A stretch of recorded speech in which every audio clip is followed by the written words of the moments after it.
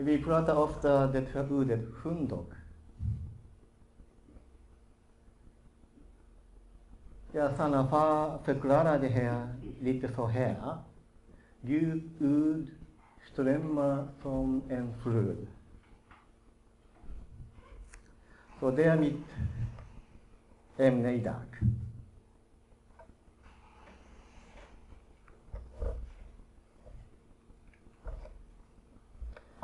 Många, särskilt unga människor, åker på en resa för att hitta sanningen. Bland dem finns också våra second gen.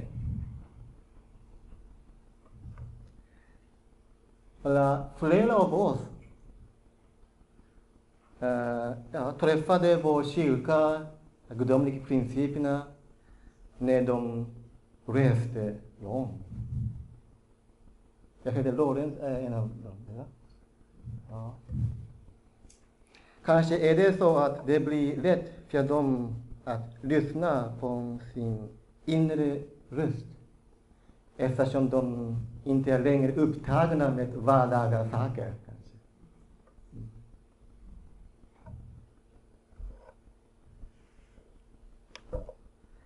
Apropå att söka efter sanningen. Det handlar om filosofi, dogma och så vidare. De är ofta mycket krångliga. Men i vår kyrka lägger tonvikt mer på att leta efter Guds hjärta. Till exempel när det gäller Abel och Kain är det viktigt att förstå vem gjorde vilket fel. Och vad betyder deras historia i Guds försyn?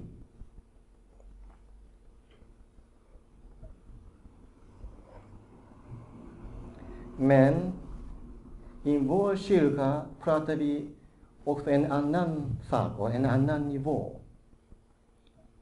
Vi betonar att både Kain och Abel är Guds barn.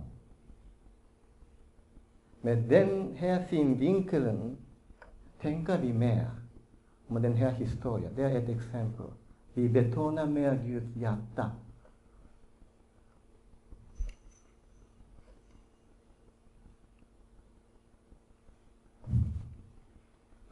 Sanafa säger så här. Abel finns för att rädda Kain. För att kunna rädda Kain måste Abel ge all den kärlek som han fått från Gud tillsammans med hans kärlek. Å andra sidan säger Sanafa också så här. För att hitta Abel hade Gud inte något val utan att skaffa Kain. Kain finns för att utbilda Abel.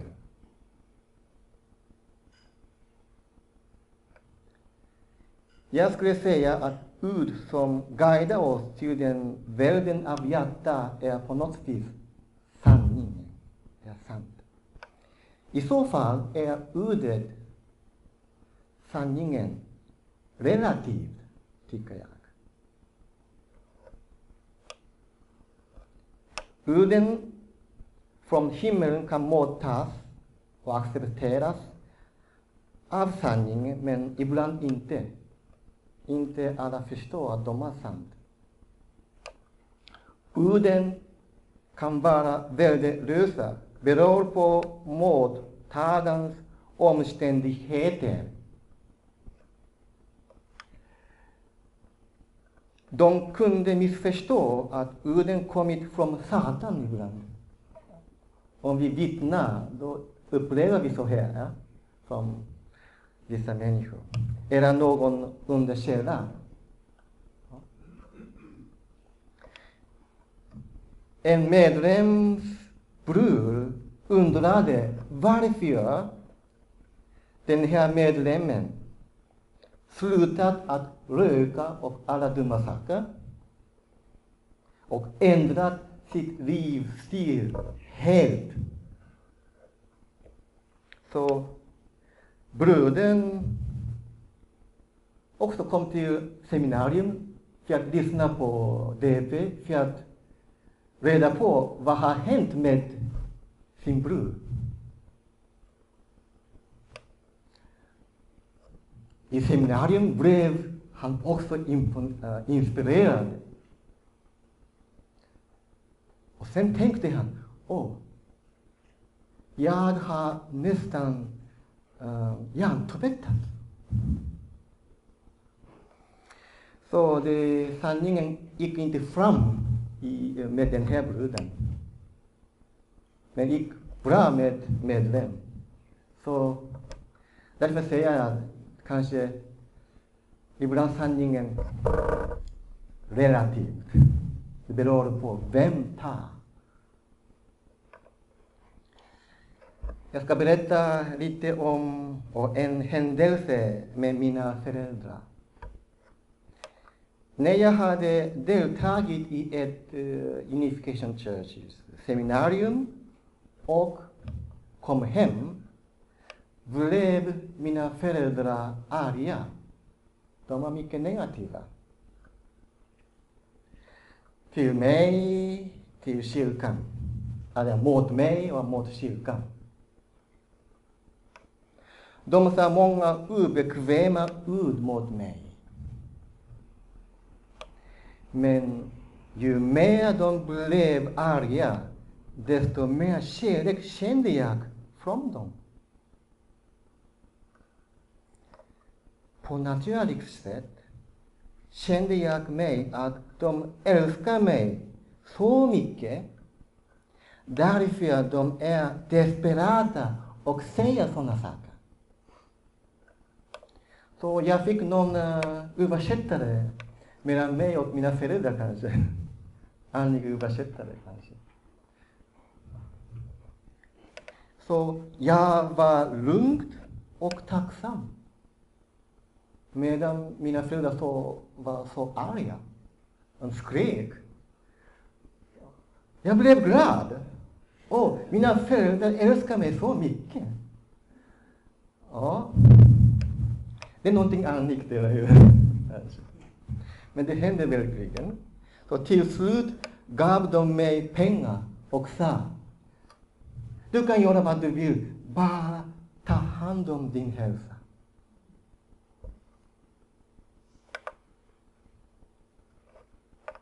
Genom den här upplevelsen förstår jag mer att Gud är desperat. Vi läser många ord i DP, Sanafars ord, i Bibeln, men de är ord. Men man kan uppleva sådana saker genom förhållande med andra människor på substantiellt sätt, eller hur? Särskilt mellan föräldrar, barn, mellan syskon och vidare.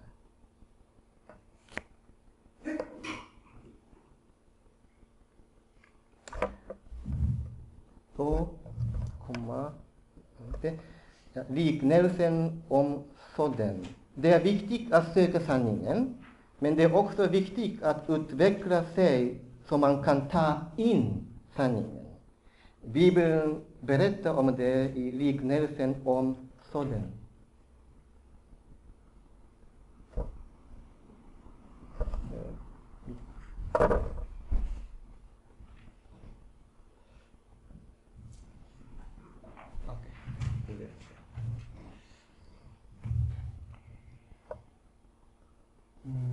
Ur Matteus evangeliet 13 kapitlet.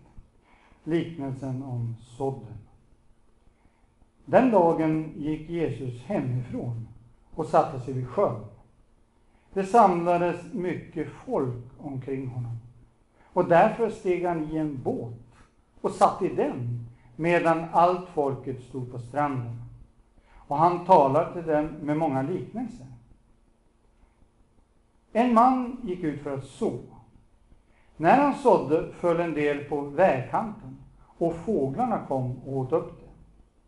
En del föll på de steniga ställena, där det inte fanns mycket jord. Och de kom fort upp eftersom myllan var tunn. Men när solen steg sveddes det och vissnade bort eftersom det var utan rot. En del föll bland tistlarna, och tistlarna växte upp och kvävde det. Men en del föll i den goda jorden och gav skörd 100-fall och 60-fall och 30-fall. Hör, du som har öron. Tack så mycket. Ja, den berättelsen, jag berättar mycket. Och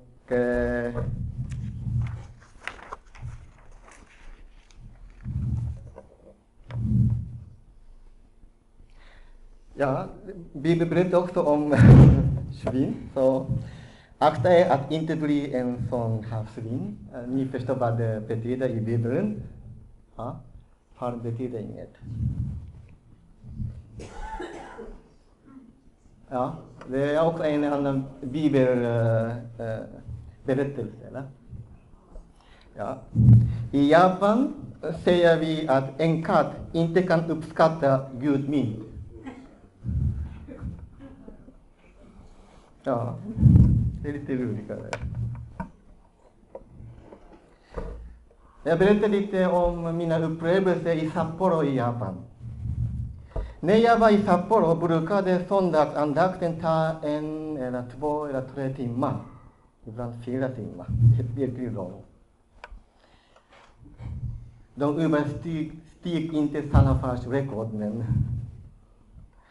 vi satt på golvet på naturligt vis. Och benet började göra ont. Och ofta efter talet kom några systrar för att dela med sina upplevelser. De var mycket inspirerade. Ja. Och pratade ibland längre än andakten. Och sen kanske kommer en annan syster. Ja. Så det var liksom flera andakten på en gång. Utan att ha en riktig röd tråd. Ja. Men jag såg ett intressant fenomen i den här kyrkan i Sapporo. Kanske det är så ofta i Japan, jag vet inte. Det fanns många systrar som alltid blev inspirerade av andakten, och till och med de grät medan jag gråta. Till och med de grät medan jag önskade att andakten skulle sluta snabbt. Helt två olika människor, eller? Ja. Jag undrade varför de kunde vara så sensitiva att ta till sig andakten. Vad är hemlighet? Jag ville också vara med dem.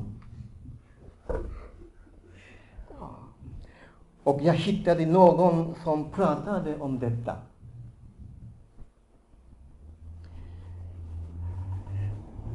Ättlingar vars förfäder har tjänat Gud och Guds ord mycket kan relatera Guds ord på naturligt sätt utan anstränga sig. Ja, egenskap kommer från förfäder på ett enkelt sätt, kan man säga.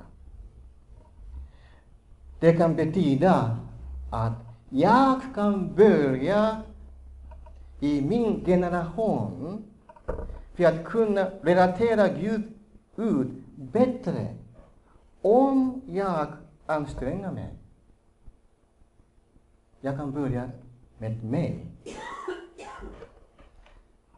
Och våra barn och barnbarn skulle ha en bättre start.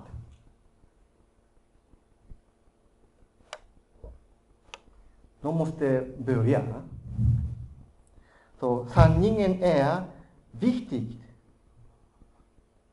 Sanningen är viktig.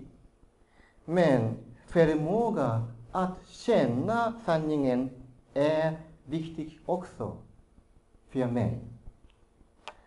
Jag är inte säker hur mycket det stämmer objektivt om det här. Ja. Det verkar finnas flera undantag. Barn av troende par är inte alltid troende och älskar lyssna på även andakter. Det är synd. Jag sa det objektivt. Att vara objektiv är inte alltid bäst. Det spelar ingen roll om det stämmer eller inte att förfäders attityd till Guds ord och Guds vilja påverkar också deras ättlingar.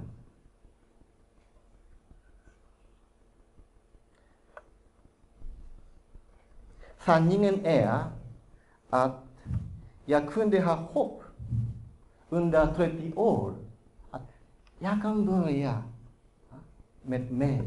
Så jag kunde ha hopp. Jag tycker fortfarande att det är åtminstone delvis sant. Våra barn älvar vad vi har gjort.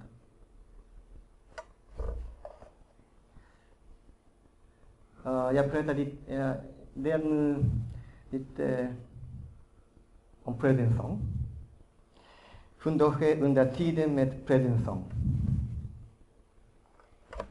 När Reverend Song var president i UC Europe rekommenderade han oss ofta 2 timmars fundoche, kommer ni ihåg?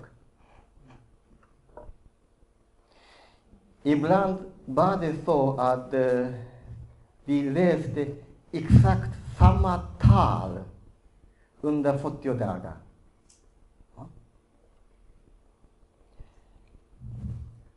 Sånt är inte lätt för mig.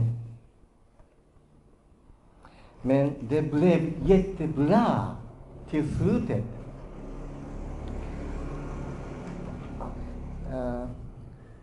Det var inte lätt att läsa samma tal under 40 dagar egentligen. Men det var faktiskt jättebra. Men jag tänkte att jag ville njuta av den här fundochen. Om jag gör det i alla fall. Jag investerade mitt hjärta. Det är liksom bön. Det är tid med bön för att kunna nå högre andliga nivå. Det finns någon slags tröskel mellan mig och Gud. Det tar tid för att kunna gå över den här tröskeln.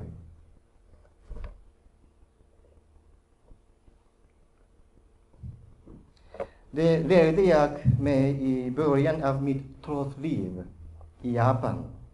En gång i månaden brukade vi i Sapporo kyrka göra 4 timmars bönemöte på berget.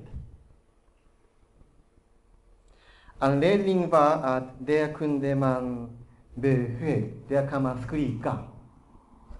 Ja.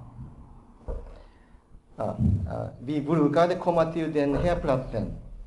Okuyama-backen. Okuyama-backen var arena för backhoppning. Stora backen som han gör under året 1972. Ja, vi försökte också nå himlen.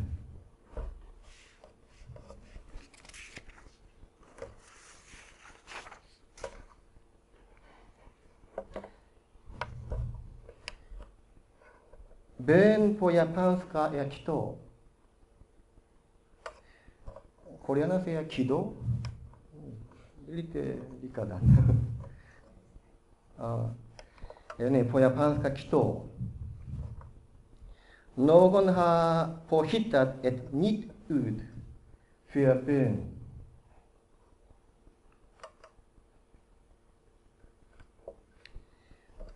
Han säger, kto är kto. Ja.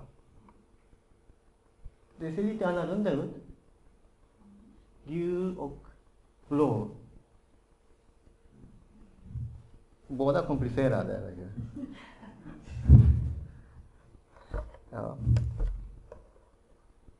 Okej, då jag visar mer. Den röda delen, annorlunda. Så den delen.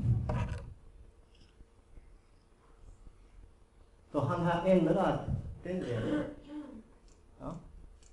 Och den bokstaven betyder att kämpa på. Kämpa på mot hinder, svårighet, sjukdom och naturkatastrof och så vidare. Och han säger, kto är kto. De är homonym. De har samma uttal men olika betydelse. Sånt ord finns inte i lexikonet, vad han hittade på.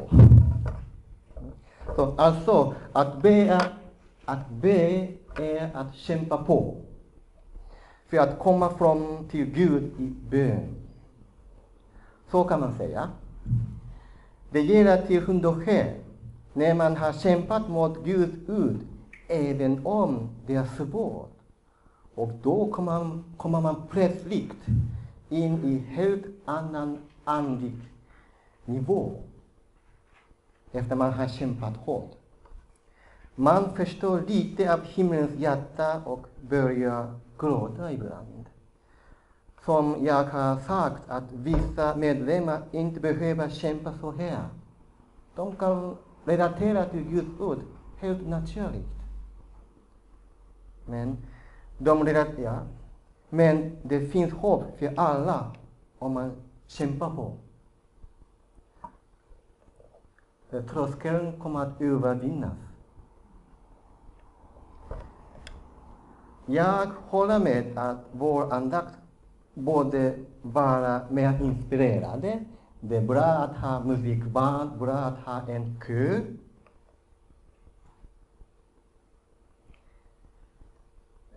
Raul filmar nu. Och han filmade också i söndags i Humlegården. Där filmade han inte bara när Ingmarie talade, utan filmade han också när vi sjöng 2 sånger. Och han skickade mig sen den originalvideo. Då blev jag chockad.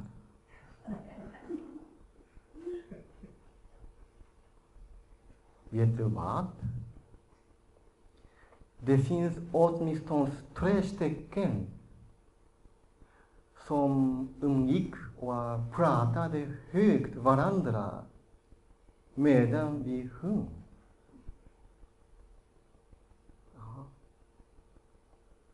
De pratade så högt, därför var det så lätt att avslöja vem de var.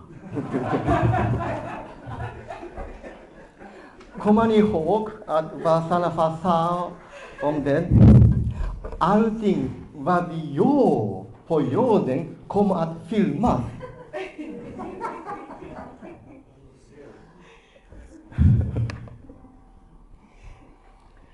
Ja. Och vet du, de som gjorde det var inte second gen. Alla first gen som gjorde sånt. Det är också ännu svårt för mig att acceptera. Ja, vi first gen tänker mycket hur vi kunde utbilda och guida våra second gen. Vi skickar dem till Korea, STF, Champion och så vidare. För att hjälpa dem att hitta Gud eller sanningen. Så kanske nu är det dags att titta på en reklam. I was about to discover the best DP in the whole planet for my children to find God. So STF, Champion, GOP, or wherever our seminars exist, I've sent my children. Someone told me to check out Europe, and here I am with the best DP in the world, right here in Stockholm. Yes, and at our home. That's right.